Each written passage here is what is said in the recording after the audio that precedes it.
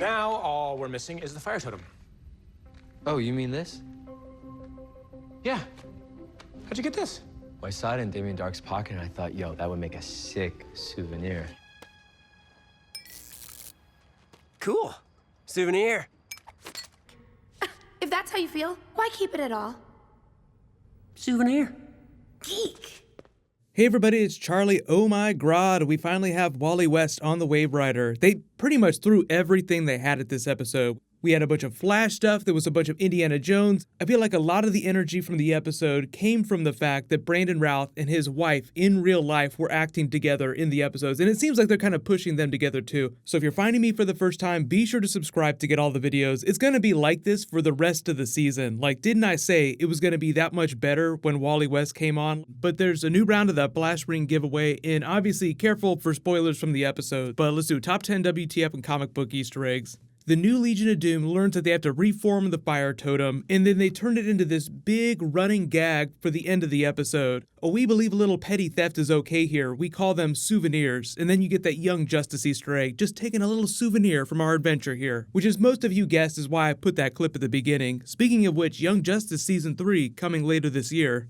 You'll want to see this.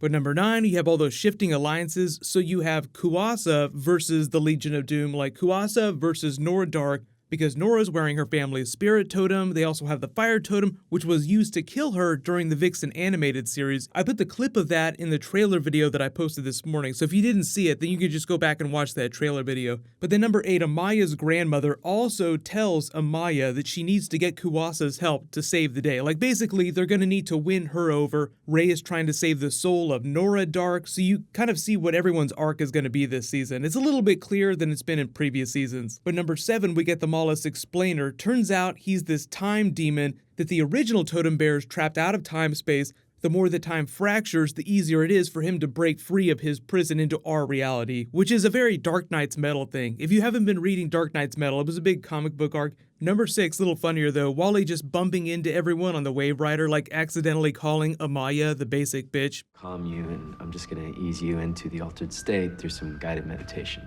Thank you for helping us. Yeah. So how do you know Nathaniel? I was kind of like his wingman back in Central City. Just helped him get over a broken heart, actually, because this basic bitch just dumped him on his birthday. Can you believe that? Yeah, because I was actually that basic bitch. Great vibe, Wally. I think we can take it from here. Yeah, okay, I'm gonna go. Probably one of the funnier scenes in the episode. I'm that basic bitch. Oh, I'm sorry. I'll just show myself out.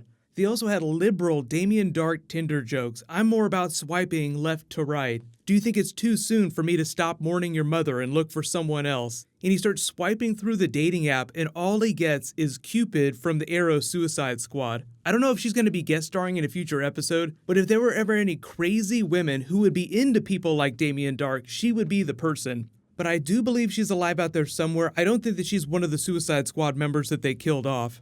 Number 5, all the No Country jokes. So No Country for Old Men, great movie. Josh Brolin, Thanos himself, is going to be arriving in April this year, and he's going to be Cable during Deadpool 2. So a lot of No Country things going on this spring. But his younger self has that crazy Javier Bardem haircut, which is just hilarious. Every time he was on screen, I couldn't stop laughing at him, even though he's supposed to be super hardcore. Like, he gets the idea to learn magic from himself when they're fighting that rooftop scene.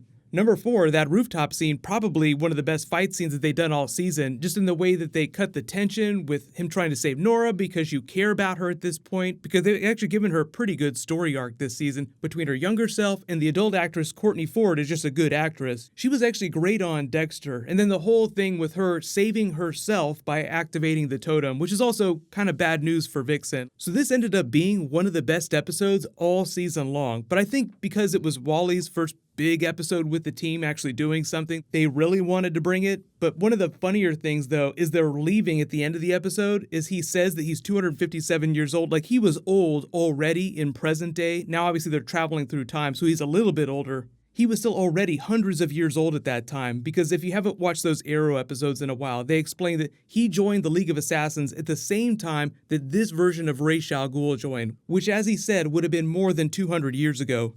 Number 3 was the Wally save. Time to show us how fast you really are. You're gonna wanna hold on to this. And then the joke that Damien Dark makes, I hate speedsters, is actually a callback to that season 1 crossover with the Hawks where he met Barry for the first time. And he's just like, what was that?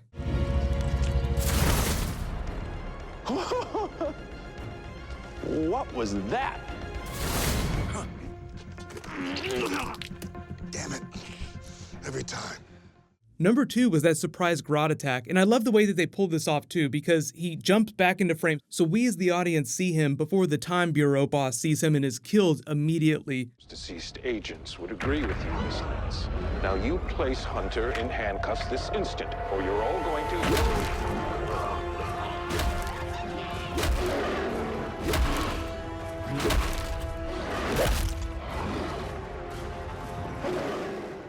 So Grodd didn't kill the entire Time Bureau, just a couple of its leaders to fracture it. Then as Rip Hunter is going back to the future, it kind of slips out a little teaser for the future and says that Sarah must never know the truth about Ava.